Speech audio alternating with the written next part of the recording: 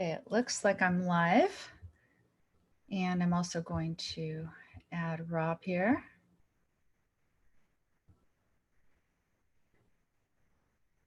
Hi, Rob. How are you? You know, I've already got things going live on YouTube, although we're a minute or two early, just to warn you. No problem. I just wanted to get up there because I haven't been on for so long, and I wanted to make sure that we were going to succeed. Looks like we're succeeding, and people are going to start joining in. We already have a couple people filing in. So I'm going to share this link over at Parler, and then we'll get started because this Great. is a specific link. How are you? Good. How about you? I'm doing well, and I'm going to embarrass you again because I'm going to thank you for that in a moment. I hope you don't mind. I don't know. I probably embarrass you each time I do that. I have an Italian wife. I don't embarrass super easily. So You don't embarrass super easily? Okay, no. excellent. That's great. Okay, so I just said that we're live now.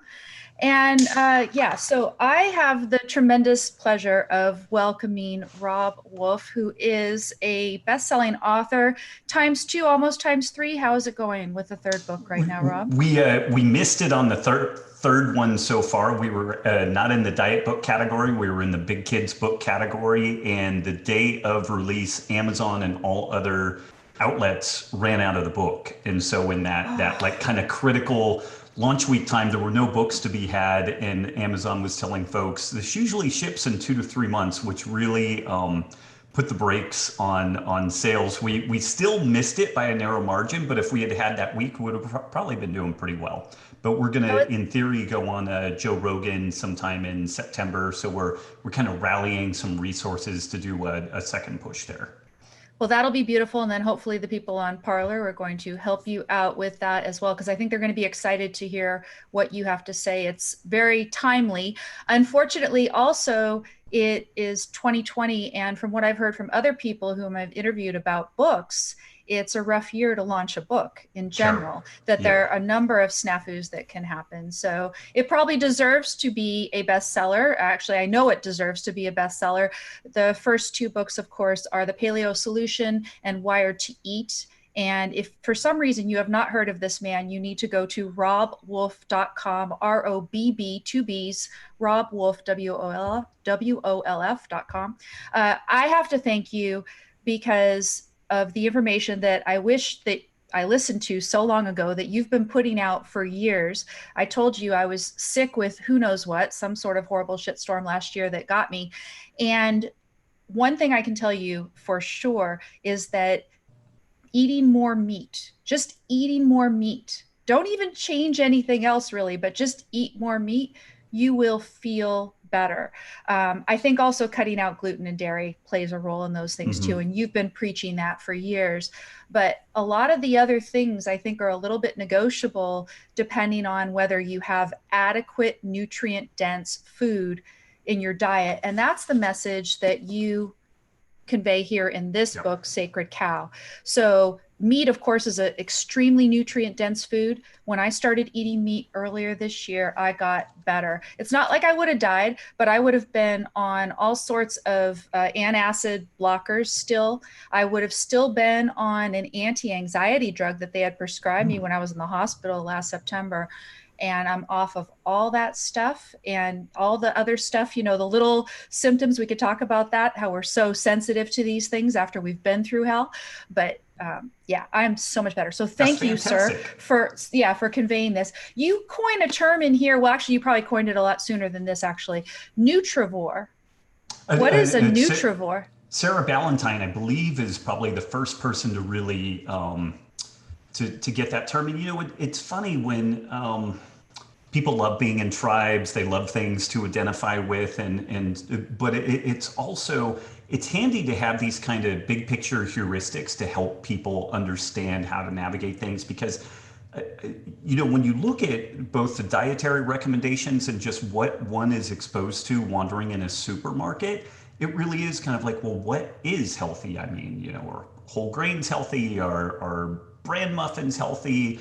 And so this Nutrivore idea, I think, is kind of one of the most credible places to begin the discussion of nutrition, where it looks at the nutrient density of a food, how many vitamins, minerals, essential amino acids, essential fatty acids there are per calorie. And it looks at it not just how much is there, that's one layer of the story. The next layer of the story is how much is the human digestive tract really adept at absorbing? Because there are some things like broccoli that look like a rock star. Not to say that you shouldn't eat broccoli, but when we do comparisons of, say, like broccoli and beef or broccoli and clams or something, when we really look at what humans absorb, it's a very different story. And so that nutrivore idea, in my mind, is kind of the most defensible scientific position to take as a start with the nutrition discussion. Try to get as much nutrition with as few calories as possible, and then we will start sorting things out from there. Okay.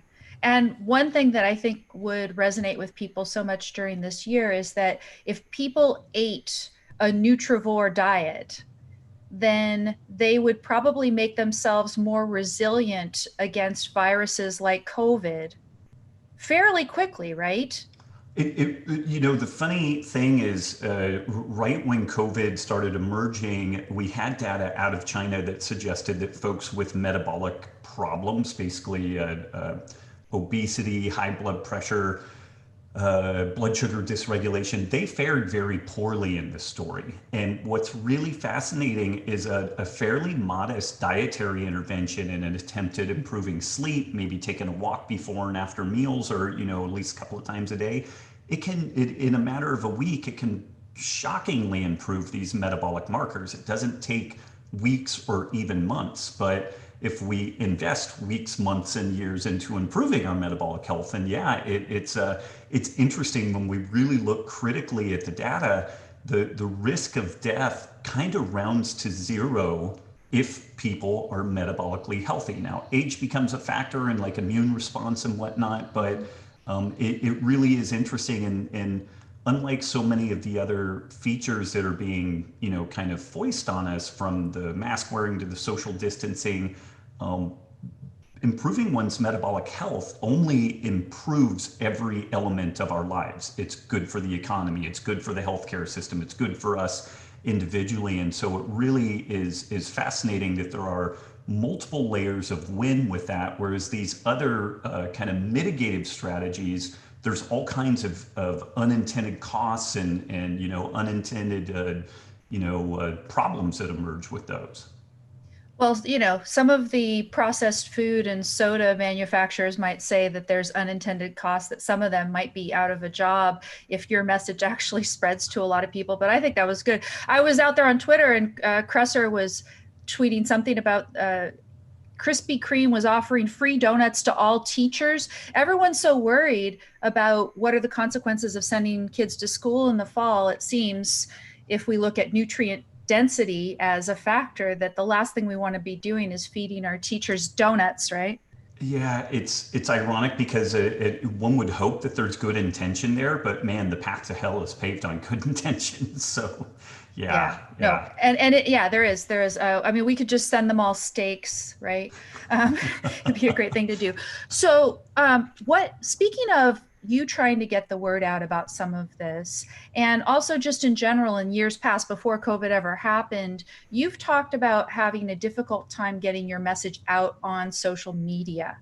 And I was really interested in that, of course, because thankfully, I mean, again, I love this year has been a really ironically good year for me in some ways. And I'm working for Parler now, and Mhm. like I said, I've put the message out on Parler. Parler is a truly free speech social media platform. We actually do what I think idealistically the others in the beginning were intending to do, and then they started moderating comment more and more. What has been your challenge in terms of sharing the information that you have to give on those platforms? Yeah, I guess kind of two pieces to that. Initially I would say that these platforms were an amazing resource for reaching people, networking.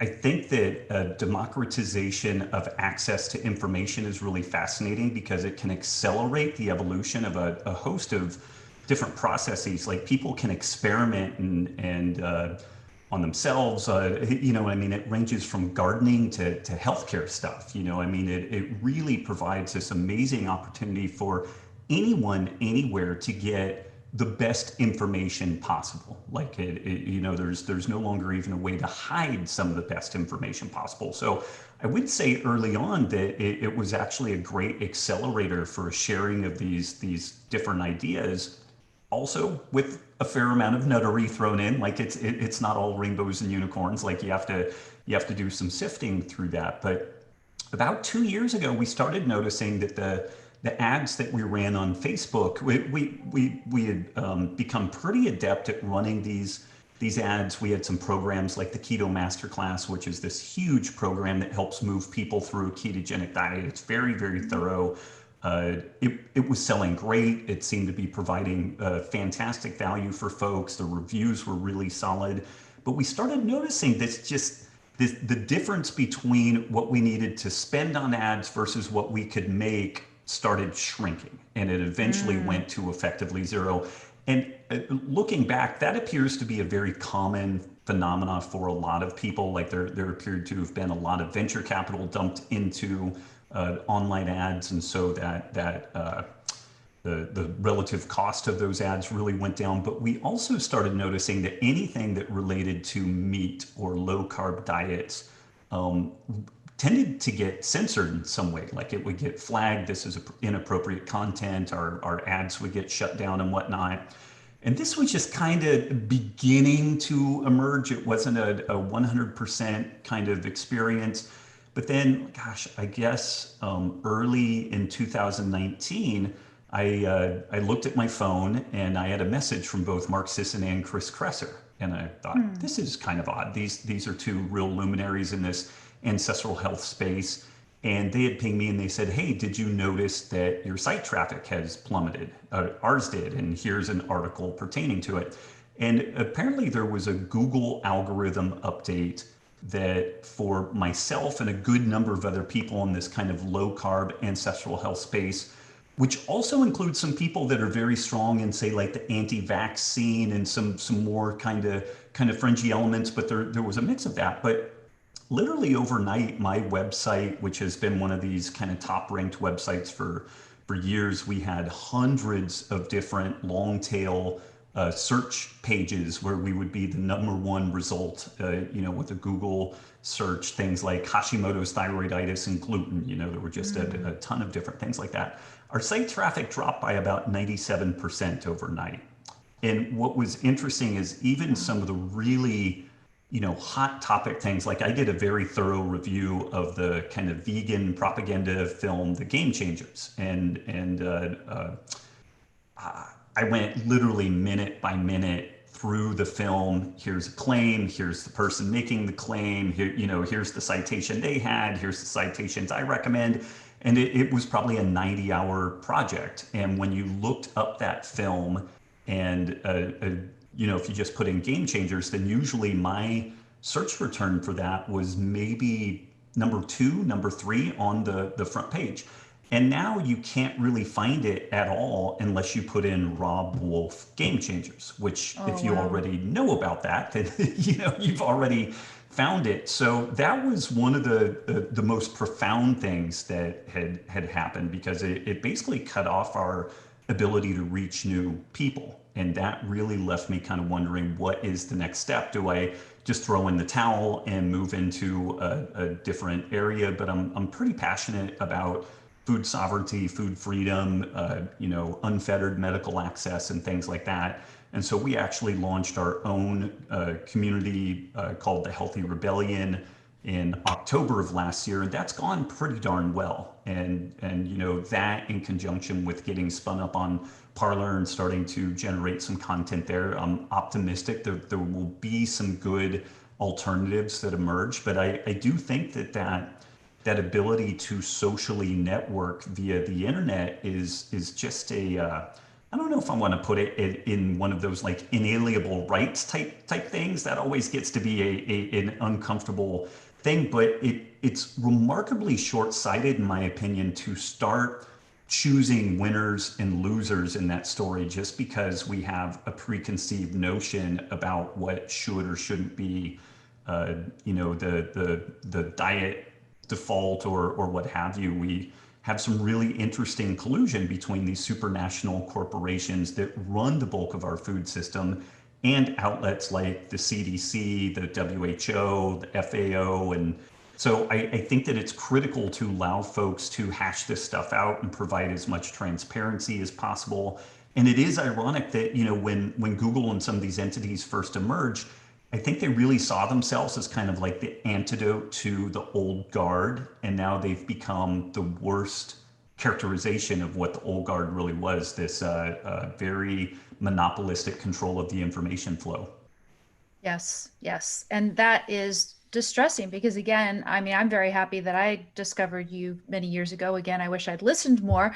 But the point is that all the information that I've been able to find through you and all these rabbit holes through Cresser and other people and stuff are the things that have made me healthier today. So I shudder to think that there's a lot of people out there who could use this sort of help and actually can't find it. And it's because they are relying for Google and Facebook and Twitter to actually give them the information that they search for or think that they should be able to see in their Mm-hmm. feeds and stuff, and things are getting banned. I have my own examples, and that kind of stuff, but I'm not going to bore you with those. Yours is that 97% drop of traffic to your site is quite significant. It In was a one in tough one one day, to, that's to huge. rally from. It's taken us a year, and we've kind of fought our way back up to where we were prior to that event. But we basically had to take money from savings and recapitalize it into this next go. And we floated our team, during that time, and really didn't know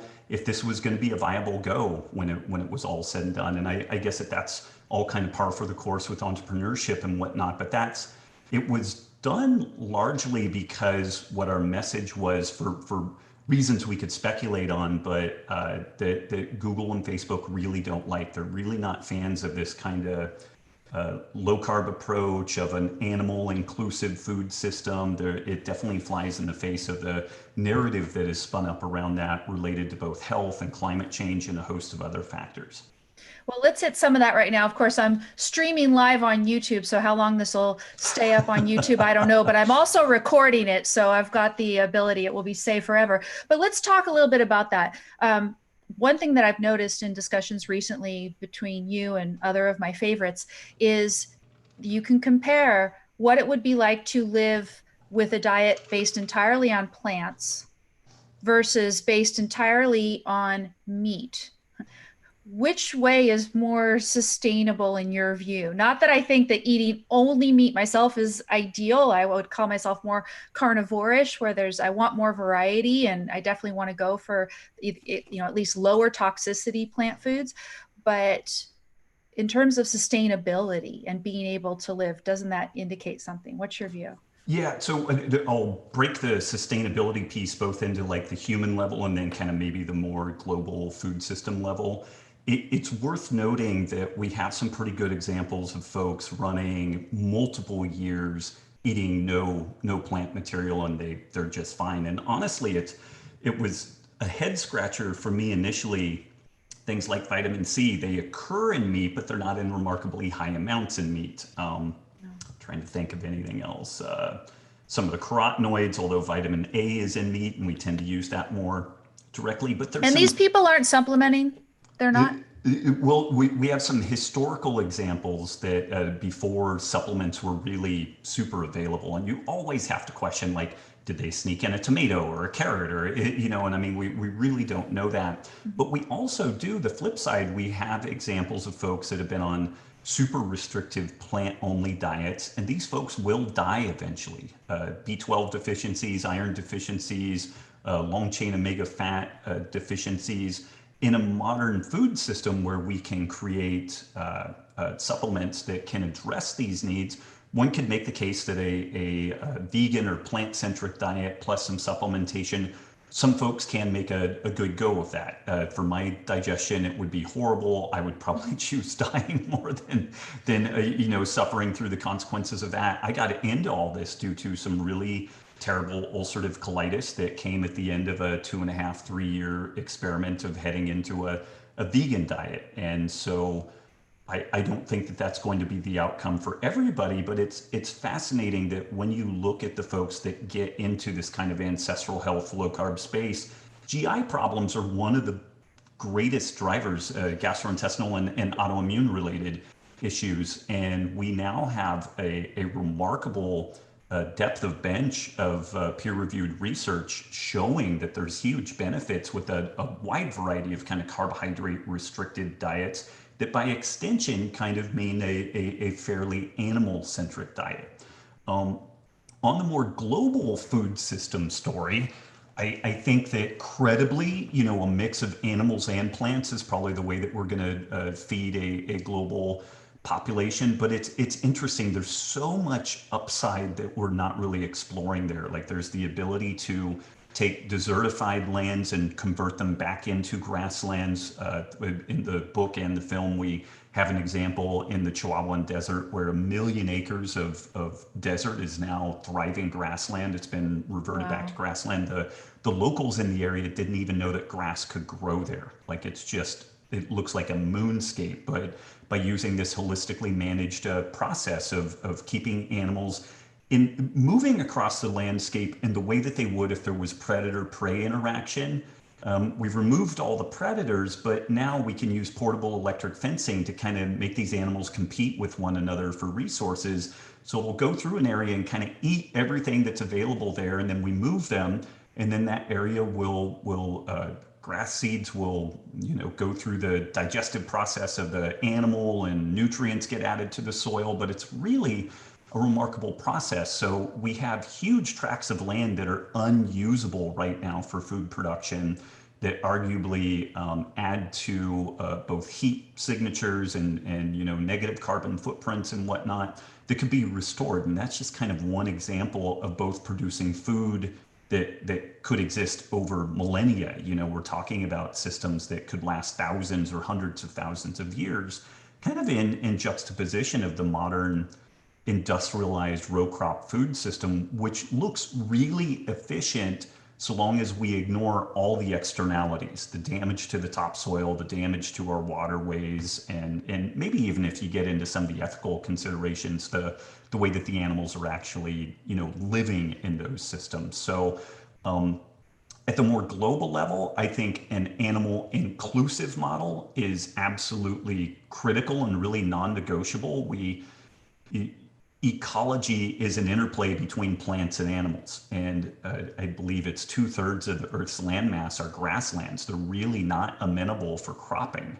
And so the only thing that they historically have done is support large grazing animals. And without those large grazing animals, it's interesting. You can damage these grasslands by overgrazing an area, by the mismanagement of the wrong placement of animals there. But it's equally injurious to these areas to undergraze them. These grasslands co-evolved with the herbivores that they, share that space with. And so there's this kind of sweet spot that occurs there that is really whether we convert to nuclear energy or solar energy or what have you. We have to take care of these grasslands. We have to take care of our topsoil to be able to really grow things at scale. We're never going to be able to feed the planet with lab grown meat and things like that. Just thermodynamically, it just doesn't pencil out. And it's kind of crazy the amount of money coming from like Silicon Valley into projects like this, because you just do a little bit of back of the envelope math, and it's crazy. And these are people that have taken physics and thermodynamics and stuff, but they've never really applied any of that background into questioning, does this actually make sense? So if I'm getting grass-fed, grass-finished beef where they are actually out there, the cows are grazing on the grass, then you think also I'm doing some good for the planet. But of course, part of the whole discussion is what is nutritionally optimal for human beings. And one of the discussions that you had in here that I wanted to push you a little bit, I've been skipping through because as I just joined Parler several weeks ago, coinciding with the release of your book. I have not been through the whole book yet, so that's full disclosure. But I was very interested to look at the section where you discussed the difference between conventionally raised meat, grain fed in the feedlots and et cetera, versus grass fed, grass finished, pastured beef. And you were saying in there that from a human nutrition standpoint, there's not all that much difference. But I wanted to press you a little bit because you did talk about the issue of disease in the animals and Mm-hmm. antibiotics. And then you had this discussion a couple of weeks ago with Paul Saladino, Mm-hmm. Carnivore MD, and he was discussing linoleic acid. And you did address linoleic acid a little bit in there, but he is, I would say, magnifying the importance of it, at least in Right. discussion. What is your view on that? I mean, would you sort of reconsider how important it is to get grass fed, grass finished beef from a human nutrition standpoint in light of anything you've learned recently, or no? I, I really wish I could because it would fit our narrative so much better. Like Okay. when you look at these That's what vegan I docu appreciate you about you, though. I want to say this. I mean, because you are so straightforward in that section. You just say, "Look, you would love to be popular among your fellow, sort of paleo crowd. A lot of people who are very into grass-fed, grass-finished beef from a humanity, humane sort of Mhm. perspective towards the cows and everything." And you say, regardless, you have to go with the facts. So you're saying that's still the case. So now explain why. Yeah, this sucked, I'll be honest, because we really expected really vigorous blowback from kind of the vegan community, and we've really had very little thus far. We've had some very cranky people with us approaching us from, say, like the regenerative agriculture scene, that they really are pretty cranky on this topic. But when we sat down to work on the book, which was over 4 years ago, and it was a 3.5, nearly 4 year process to produce both the book and the film, we outlined a ton of different topics. And so the book broadly tackles the health, environmental, and ethical considerations of meat inclusive food system and part of our diet and whatnot. We created just a ton of different bullet points. And one of the bullet points that we had was pastured meat is healthier than conventional meat. And then each one of these bullet points, we then got in and tried to disprove it. We actually tried to find every bit of data to the contrary. And to be honest, when we did that initial outline, I really expected that statement to be true. But when we started comparing all of the available literature looking at vitamins, minerals, amino acids, essential fatty acids in conventional meat versus pastured meat, there was barely any difference, a very, very small. Some people will mention the omega-3, omega-6 difference in pastured meat, ruminants specifically. And a 3 ounce piece of salmon has more omega-3s than 8 pounds of pastured meat. So the Oh, omega-3 wow. omega-6 ratio is different. But what that means is if we're using that as our baseline, then you could never eat a handful of almonds. You could never use a tablespoon of olive oil because they're so much higher in omega-6 than either of those that it would just throw the whole thing off. Now, there are some caveats in there. Pastured dairy is remarkably more nutritious than conventional dairy. Hmm. Pastured eggs are far more nutritious. Wild caught fish is far more nutritious.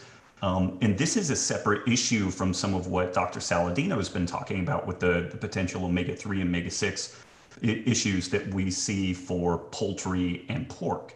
Those animals are fed almost exclusively a grain and soybean based diet. And there is definitely some differences there, some higher amounts of the shorter chain omega-3 and omega-6s, which are postulated to potentially be like a pro-inflammatory input.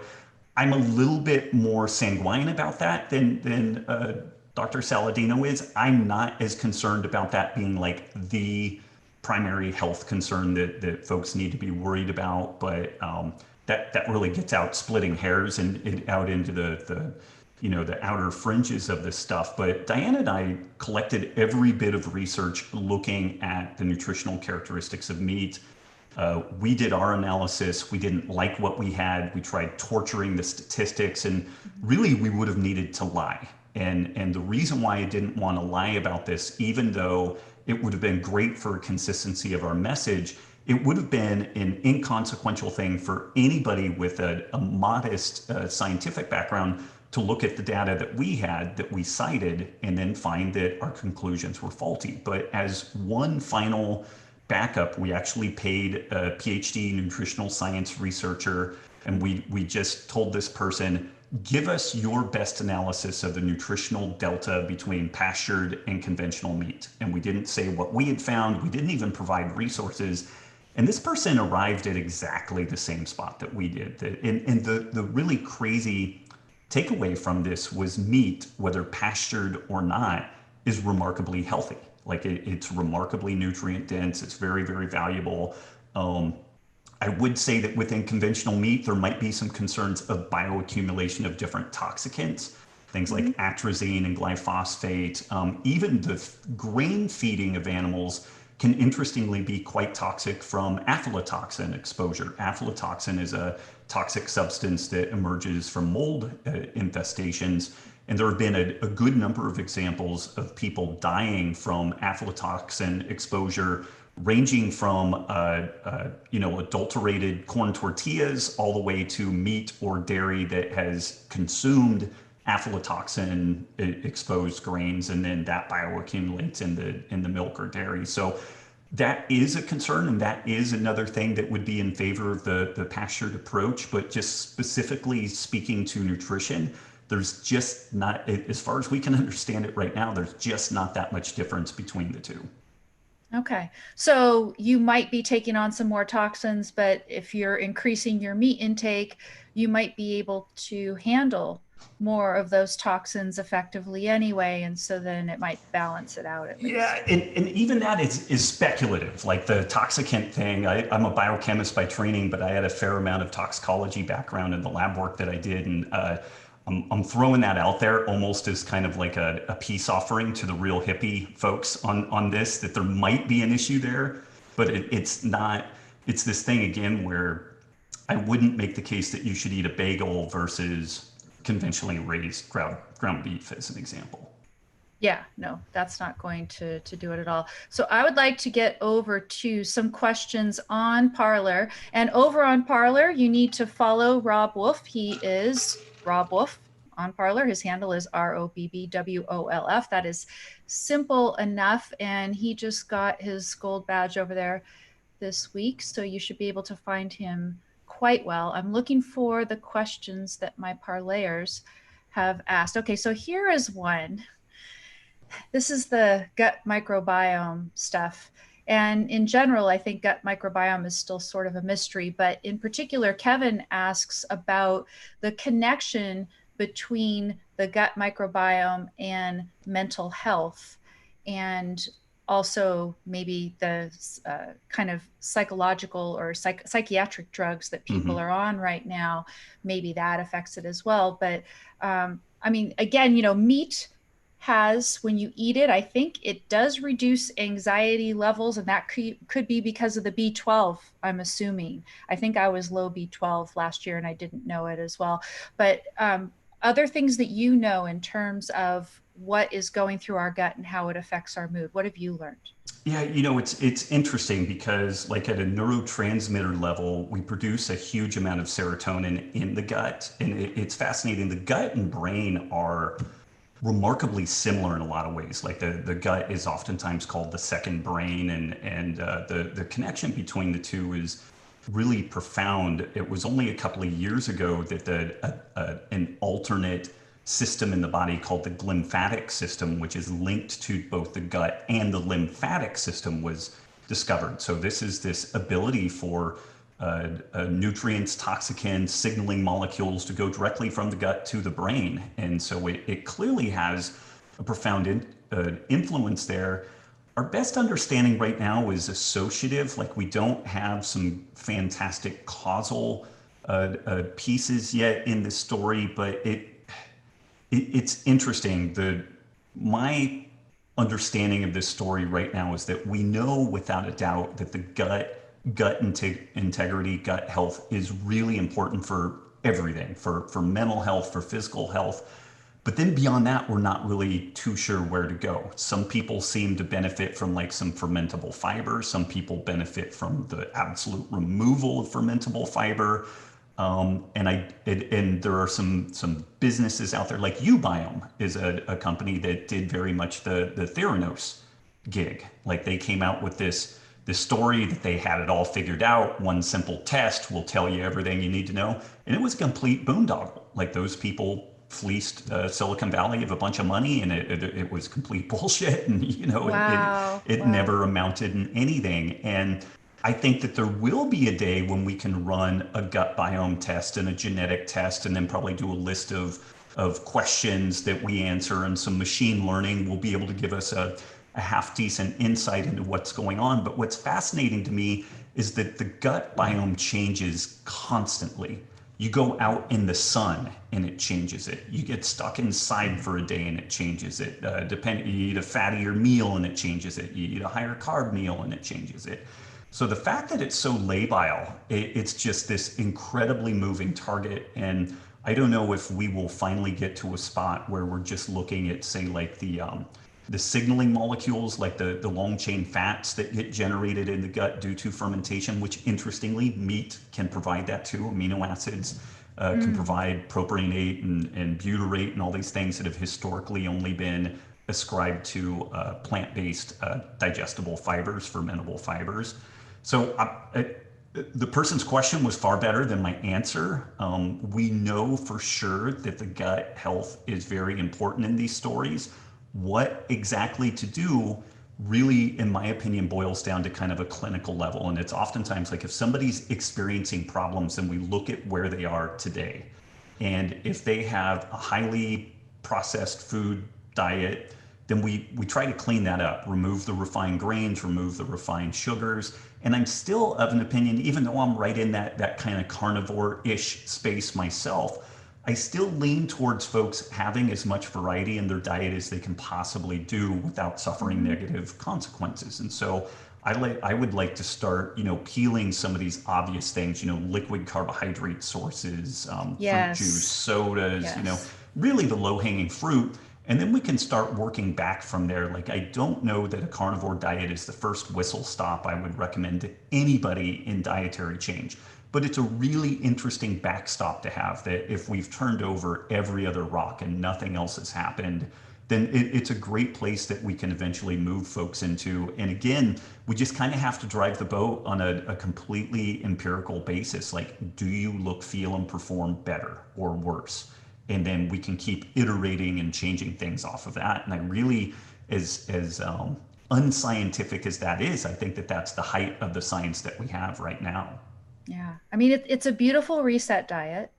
And clearly, if people eat more meat, cow, beef in particular, I think that they will feel better. And the only way is for people to try it for themselves and see. I eat at least typically a pound a day Mm-hmm. now. And I probably should be eating more, but that's, part of my iteration as I go on. In terms of tolerating different types of carbs, you said you've had your challenges over the years. I mean, is it because maybe people have been overloading these carbs in their diet for so long and then their bodies just kind of say, boop, I'd give out at a certain point? Is it antibiotics have messed up our guts to be able to tolerate all these? Is it that, somehow the way that we produce our food over the years, there just seems to be a lot more intolerance of foods and a Mm-hmm. lot more reliance on antacids and different types of things. Have you come up with, you don't really have the answer yet as to why this is yet, or you just kind of live with it? How? I think that you touched on a number of different likely vectors, and this is part of the stuff that's so bedeviling. As amazing as the scientific method is, it usually tries to reduce things down to an A/B question, and a multifactorial input, and something that is kind of push-pull. So the mental health gut story is a great example. Someone could experience post-traumatic stress, and that could alter their gut microbiome, which could Yes. then worsen their mental health. Or somebody could catch giardia, which damages their gut and then leads into the symptoms of post-traumatic stress. So, and that is not super amenable to the standard scientific process. And in this, highly reductionist fashion, you have to get much more crafty about the way that you couch these questions. So the things that have been on my mind it include antibiotic use. Like, how many generations now do different people have in their genetic lineage of family members using antibiotics? Like, both of my parents were actually on the older side when they had me. And so they were a relatively short period of antibiotic exposure, but my mother had celiac disease and a host of autoimmune diseases. And I was conceived under that circumstance while she was also gestationally diabetic, which we know alters both my epigenetics and my gut microbiome. So there's pieces there. I was vaginally birthed but did not breastfed. So that's a piece to it. And there are Yeah. mitigating strategies around that. And then for myself, I was on antibiotics from the age of 13 to 21 for acne, the tetracycline Oh, right. deal. Yes. Yeah. And so how many of, and also when I look at my genetic predilections, I'm like 300% more likely to develop celiac disease, which is this autoimmune gluten situation. And there's some interesting other polymorphisms in there. So I've kind of got a loaded hand against me to some degree on the genetic side. And then there's clearly some epigenetic pieces that didn't feed well into this. The really big precipitator for me, like, I think I always had some low grade problems with things like grains and kind of carbohydrate intolerance. But I caught Giardia while traveling in Mexico 25 years ago, and it destroyed me. Like, I've never been quite the same since then. And when you look in the literature and you look at parasite exposure like Giardia, Shigella, some of these types of things, and then subsequent conversion into celiac or these different gluten intolerances, Crohn's disease, irritable bowel syndrome, it's really high. So then we have that infectious disease burden, that may take people from a fairly robust state and then really shift them into a situation where they're really limited in what they can consume. So I think that the natural default mode for humans is to be super robust, super hardy, like can eat just about anything and kind of motor along well. But for a host of reasons that we both know and don't know yet, I think that oftentimes we get more limited in the scope of the food that we can handle. Okay. Well, fair enough. And keep plugging on because I'm right there pretty much with you, having my challenges. And I had some kind of respiratory illness at the beginning of Mm. last year. I was going to become a conspiracy theorist to take the next question here, but thinking I had coronavirus early last year because I ended up with a bronchitis that I'd never had in my life and all Mm. kinds of stuff. And I think that may have weakened me. Yep. Mold exposure is something we all end up probably hitting at one time or another in our lives these days in the buildings and everything. But yeah, it's hard to, I think, pin down a cause. And I think the one thing we can do is if we do eat a nutrient rich diet, and as you recommend, get enough sun exposure and proper sleep and exercise. I need to get on the exercise. You'll have to in the healthy The, rebellion, which I'm a the member of, by the basis way. I love reset. that Yeah. community. Yeah, I'm gonna need some help here. That's my next step. But yeah, we won't be conspiracy theories about, but it is probably true that even somebody who has optimal health going into something like Giardia, coronavirus, maybe a serious mold exposure, is still going to end up challenged. And so we But can potentially, just, like it certainly stacks the deck that direction. Yeah. Yeah. yeah, exactly. So we do have Adam, and I'm not sure how serious he was, but he did ask, "Are you a conspiracy theorist?" And I'm not sure if he was referring to you or me. We'll assume you. And I'm not. I'm going to actually give you a test because we just want to see how much of a conspiracy theorist you are. It got me thinking this morning, so maybe I'm revealing a lot. But New York Times, I subscribe to New York Times. Don't shoot me. They had a chart just every day for the last who knows how long, and it would say, here's in the country where cases are rising, and they'll tell you which states the cases are rising. They'll have these little arrows, and they'll always make the arrows appear to go up at the end regardless of, it's always funny, those charts, right? And then this morning I go there and it says Here is where there are the most cases per capita. So the chart looks just the same as it's always looked, but they just changed the little tiny print Mm. instead. And but it's always meant, oh, here's where the cases are rising. And of course, that's supposed to make you afraid. And now they don't have, I think, cases rising in that many places, not enough to fill out their nice, pretty chart, which they've got 8 states or something like that. So now they switch over to this. And so my question for you is just today, I mean, this is an always moving target. What do you make of coronavirus and the threat that it really poses? And are these media people trying to keep us afraid more than is warranted, in your view? Yeah, I think that there was a period of time where we needed to pump the brakes and kind of get our arms around what the real risk was here. We had some really fascinating case examples, though, like all the folks on the cruise ship and the infection mortality rate and all that, which interestingly has kind of been fairly consistent across the whole story. One of the big concerns that I had is that fewer than 12% of Americans are metabolically healthy. And this is based off of a study that was released a few years ago.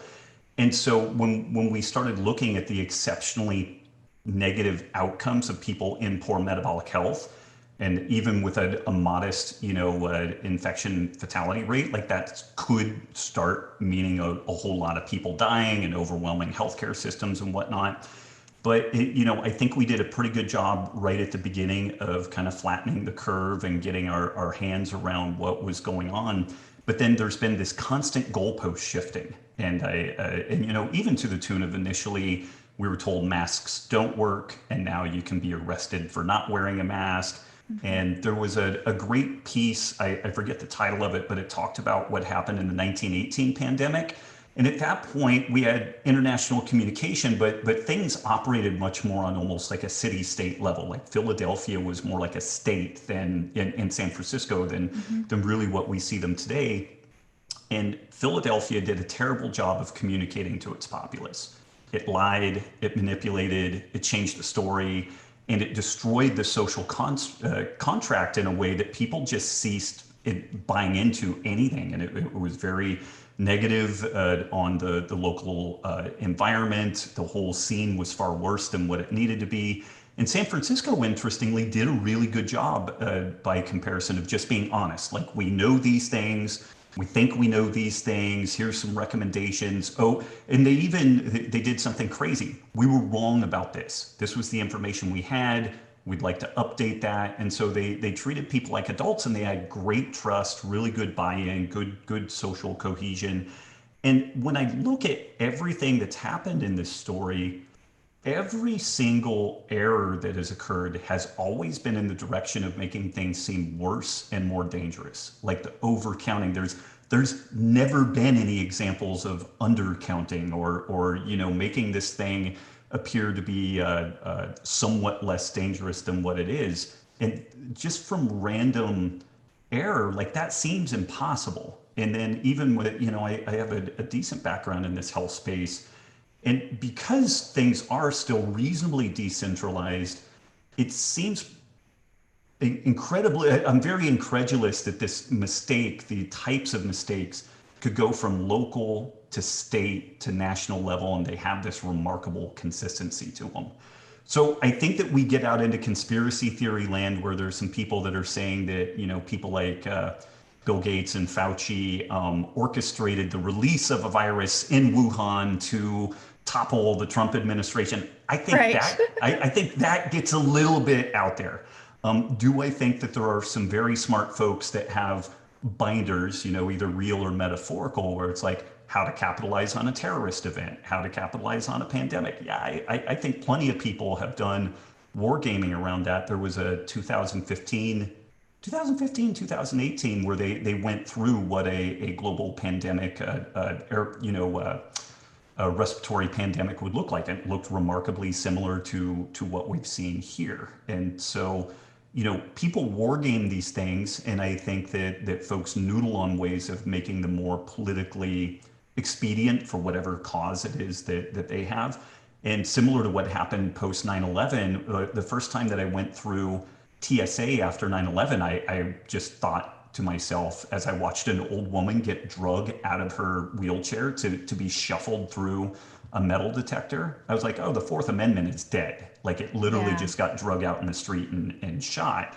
And I have a similar feeling around this where, for who knows what reasons, there's been a real power grab here. There's definitely been a move, in my opinion, to make this as scary as possible, as injurious to the economy as possible. And so I think that there was credibly a period of time where we didn't really know what was going on, but the information's been remarkably consistent. What's been really inconsistent is the type of goalposts stuck in the ground that we're supposed to be playing to. And as those have changed, it's created this environment where if you push back against these changes, if you push back against the narrative that this is as dangerous as some folks are making out, then you are labeled a conspiracy theorist, or you know these very dismissive processes. You get deplatformed and things like that. So I've been super careful with what I say and mainly tried to couch all this stuff in the form of questions. Like when I've done my occasional updates on COVID, you know, like why are we solely focused on a vaccine as our solution in a class of viruses that we've never made a vaccine successfully for at a Yes. time scale that is faster than any vaccine that we've ever produced? And when we know that there are all these other external, you know, problems like obesity and metabolic disease worsens the efficacy of all vaccines, we know that. So why are we, you know, that should certainly be a weapon in the quiver, but why are we not looking at, you know, this host of like over-the-counter pharmaceuticals? There was a piece that came out of Israel where fenofibrate, it's an over-the-counter cholesterol drug plus an over-the-counter antihistamine, appeared to pull folks back that type 2 diabetics that were having horrible COVID experiences, very typical, you know, this cytokine storm. It pulled them back, and these people were discharged in a matter of days. Now, it's a small trial, Wow. it needs to be replicated, but this is stuff that is inexpensive, incredibly accessible. And so why is it not a 50-50 narrative around that? You know, why is it that we're not exploring these things and stuff like convalescent serum and you know, immunotherapies from recombinant antibodies and stuff? There's a ton of different tools that are available out there, but you have to be a scientist and you have to go looking for that information. And there is absolutely no message of hope around these other things that could augment an effective, you know, vaccine program if that even comes into being. So yeah, I do have some, I guess, I don't know if it's conspiracy leaning or just kind of looking at the cost benefit story that's occurring in this whole thing, and it just doesn't really add up. It doesn't really make sense. It's not the same attention to detail and focus that we brought to like the moon program. You know, when we wanted to go to the moon, we rallied all these resources, and they had 4 or 5 different areas of inquiry that they were using to develop their rockets specifically, and they had people in different groups competing against each other for the best outcome. And we have nothing like that. Yeah, I mean, if Trump had 2 brain cells, right? Sorry, oh, I shouldn't say that, right? But no, what he should do is he should hire you to make a program to educate Americans about how quickly they can become more metabolically healthy. Because again, to circle back to what we were talking about at the beginning, the advice that you've been giving around nutrition and metabolic health is that you can improve your metabolic health through taking certain basic steps fairly quickly. Somebody who's very obese is not going to safely at all lose that weight in a short period of time, but that's not the only thing that's relevant to COVID, right? And in fact, I think metabolic health is more relevant. And you said a matter of weeks, you can probably improve it dramatically. Yeah, Yes? absolutely. Yeah. Yeah, yeah. But this is a thing again that's interesting. Why is nobody at a state level of public health talking about that? Why is nobody at a local level of public health talking about that? And why is the media, why do they have a rash when this does pop up? Like that is some of the stuff that feels a little conspiracy. Like there's a little bit of a forced agenda there that this incredibly empowering story. Like this is just an example that in 2005, the Congressional Budget Office produced a report that suggested that by 2030, 2035, the United States would be bankrupt due to diabetes related costs. You know, we would, our diabetes related costs would be as large as gross national product. It, very non-controversial, a very, straightforward analysis that these folks did. That problem didn't go away with COVID. Like it didn't kill enough people to make it go away. It didn't, but we had a really interesting opportunity to say, hey, we have this problem today, COVID, and we have this other problem we've known about, which is this diabetes, mismatch between our genetics and environment. And we can solve both of those now. And we could avert huge pain, huge suffering by tackling this. And there's been absolutely no discussion around that. That seems crazy to me. It does seem crazy, and it could be not that everybody is conspiring together, but that each from their own perspective is working to stoke fear Mm-hmm. rather than give hope. So Yep. maybe that is part of what's going on. It's not really a conspiracy. To answer your question, Adam, now I've got just a few more minutes with you. I don't want to take too much of your time, sir. We got a couple more questions. One from Nick over at Parler. He asks, what is your opinion on the shakeup at CrossFit? Mm-hmm. And what do you think about the 1 meal a day sort of, I guess, Diet. rubric? The OMAD, the 1 meal a day, I'll tackle the easy one first. If it works for folks, that's great. I think it's very difficult to eat enough protein on that. I could make the case for using it like when you travel, or if you're just kind of, you get into a super busy mode, then I think that it's interesting to find that you can be liberated from food. And this is kind of the cool thing about eating on the lower carb side of things. If your body runs more off of fat, you do get hungry when you go a day without eating. It's very different than being completely carb dependent, where you want to murder someone and eat them, if you're in that. So the OMAD, again, if it works for folks, great. I see it not work for folks a lot. And oftentimes the people disciplined enough to do that, they're also doing 6 CrossFit classes a week. And like they actually need more nutrition than what you can get out of OMAD. For a little bit of background, I co-founded the first and fourth CrossFit affiliate gyms in the world. And I helped, work for CrossFit HQ for a number of years, had a pretty good falling out with them. Interestingly, around this, general topic of treating people pretty poorly. Like it's an amazing movement. It does amazing stuff. But at the leadership level, there was some really ugly things that happened. And I just couldn't in good conscience be a part of that. But what's fascinating to me, I know Greg Glassman very well, and he basically had his company stripped of him. Like he had to sell it and he made plenty of money on it and everything. But due to this kind of cancel culture backlash of some tweets that he did, he was effectively stripped of his business. And I will say this, there are a host of things that Greg Glassman probably should be held accountable for in not treating people well. The man is not a racist, though. And that's what the accusation was. And that's what he was taken down with. And that's kind of an ironic and to me a really scary thing. And people could just dismiss it and say, well, he's a bad person. And so, he got his karma came around. But I can't emphasize this enough. He's not a racist, but he had his company stripped of him, claiming that he's a racist. And I think that that's just really dangerous. Like, we should do something crazy. If somebody commits a crime, then they should be held accountable for that crime, not other things kind of machinated to fit a different type of story. So a really cool guy, Eric Rosas, has purchased CrossFit. He's a brilliant guy, and I think that there's still some good momentum within that scene. But it will be interesting to see if the way that CrossFit has historically been run, I kind of see it like they've strip mined the fitness world, and I don't know how respected the CrossFit name is and things like that. The real sad piece to all this is that CrossFit is the only entity with the resources and the reach to kind of take on entities like Big Sugar. They had a number of papers put forward by the American Council of Sports Medicine, the National Strength and Conditioning Association, that were saying that dietary sugar, is not really a problem in human health. And CrossFit had investigative reporters check this out, legal teams, And the American Council of Sports Medicine ended up paying CrossFit a settlement for scientific misconduct.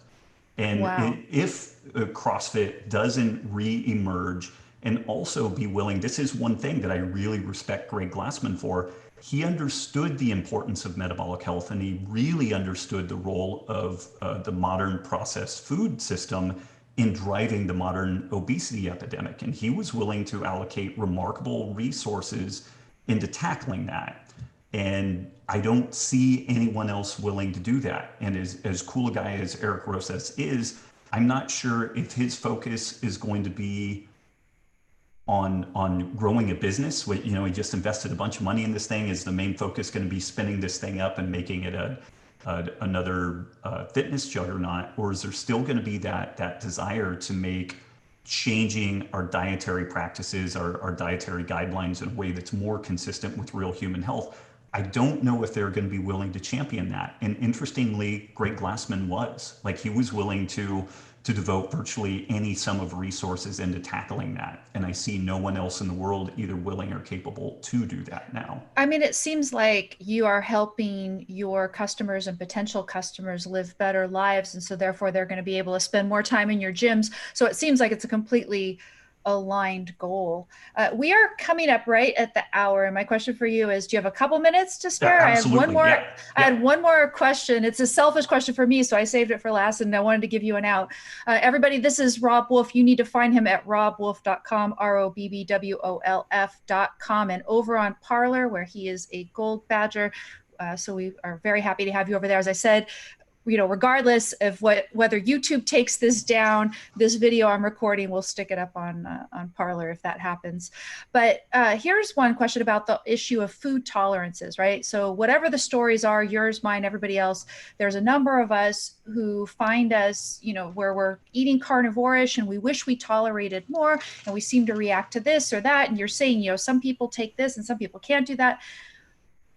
Have you ever explored the role of an overactive limbic system in Mm, this kind of dynamic? I found a little bit of it on Chris Kresser that I found through you. yep. And I've been exploring it a little bit. It was right around the time that I moved, so I haven't looked into it too much. But it seems to make sense that we can't really outsmart our bodies. And our bodies recognize when there is a little bit of toxin, and maybe through a big trauma of some kind, build up a pattern of overreaction. That's the science as I understand it. What is Hmm. your thought on it? Do you think it plays a role? It absolutely, and it's interesting. So this kind of dovetails into the whole concept of mast cell activation, because this is again where our immune system, our brain, our gut are really intimately connected. Like the distinguishing lines are really kind of arbitrary. Like they're to make it easier to kind of understand the pieces, but you've really got to stick that back together. And what's fascinating to me is that things that kind of modify, like the vagal nerve and the limbic system, meditation, sun exposure, sauna, feelings of gratitude. These things also seem to really benefit folks at that like digestive tolerance level. And it's sometimes it's a profound difference for people. Like we moved to Texas, 9 months ahead of you folks, and Mm-hmm. it's hot, it's humid, and my body seems to thrive in that. Like I get out in the sun every single day, and my digestive health and my overall sense of well-being is so much better than what it was before. And I lived in a very sunny environment of Reno, Nevada, but it's a higher latitude. The UV exposure is less. And when you start looking at UV light exposure, limbic system modifications, vagal nerve stimulation, it's really interesting. So I think that there's a lot there. Like we can tackle this on the kind of incoming toxicant level. Are we consuming things that are problematic? For some people, that ends up being virtually everything, which is kind of a bummer. Like it's nice if we have some fallbacks to lean on, but a broader diet is just more enjoyable. It's easier to navigate that. So then we start thinking about what are things that I individually can do to modify that response to incoming problematic foods. some people probiotics work great, but it's literally just about a 50-50. Like some people do great, some people there's no change, and some people they get Right. worse on probiotics. So that's kind of a mixed bag. Things like meditation, breath work, sauna, UV light exposure, near infrared light exposure, all of these things seem to provide benefit to varying degrees with different folks. And it again, I wish I had a more scientific, like, bullet pointed take on this, but I think that this is where some individual differences pop up, and some things are just the missing, link for some people, and other folks is like, no big deal. Like virtually everything I've done to restore gut health, like every new probiotic that comes on the scene, I give it a shot and it does nothing for me. Like half of Yeah, them a just couple like times I've sent you cripple ones and I me. said, "You have you tried this one, Rob?" And you say, "Yeah, yeah, I've already tried that too." You've tried Yeah. everything. Yeah. Yeah. But interestingly, getting out in the sun and making sure that I get 20 minutes a day of just direct sunlight on my skin, like that's been huge. And it improved my mental health. It dramatically improved my digestive health. And it kind of broadened what I can tolerate nutritionally. It even improved my carb tolerance to some degree. I still eat on the lower carb side of things, but instead of being 100% ketotic, like fewer than 30 grams of carbs a day, I'm like 100, 110 grams of carbs at least right now. And if when I go into the winter and I start not getting quite as much sun exposure and I notice that being more problematic, then I'll ratchet that down. But that's something that I could only dream of a year and a half, 2 years ago. But this is where I think folks just, this is again, maybe circling back to, this ability for people to link wagons and network and talk. There's never going to be a scientific paper that does a randomized control trial that addresses all this shit. Like it's impossible, it's just, it's never going to happen, but we can crowdsource this stuff in a way where it's like, here's the group of people that have like weird GI stuff. Okay, all you folks do this and keep some notes and report back, and well, this worked for me and that didn't work for you. And it's like, okay, great. And then somebody in fiddling with that, they'll be like, I tried lemongrass, and lemongrass, okay, stick lemongrass in there. Like that's part of the protocol now, and these things tend to be inexpensive. They tend to be low risk, and oftentimes have a remarkable return on investment. Like they save people's lives or dramatically improve the quality of their life. And there is some snake oil out there. There's some hokum out there. Like we need to keep our eyes open. I think that this is one of the things that we see both in the carnivore scene and the vegan scene. Sometimes the diet doesn't work for people, but they so want to believe in it that they're literally seeing their body deteriorate around them, and both their community is unwilling to support the need for change, and they personally are not aware that it's like, okay, this is definitely not working for me. So Yes, yeah, yes. Thank you so much, sir. And we will absolutely. continue discussions on all these things and iterations to try over at the Healthy Rebellion. So the website for the Healthy Rebellion, which people can join, become part of the community there, is join.thehealthyrebellion.com. Is that That's right? it. Yep, Yep. yep. And then they find you and your wonderful books and the rest of your work at robbwolf.com, robbwolf.com. Thank you so much for your time. Since we are neighbors, at a certain point when it becomes safe, we've decided it's safe, let's get together. That would be awesome. We'll make it happen. And stay awesome, please. Love you. Awesome, Amy. Guys, Thank you. you and your wife are beautiful lifesavers of the world. So thank you. Well, thank you. Take care. Bye bye.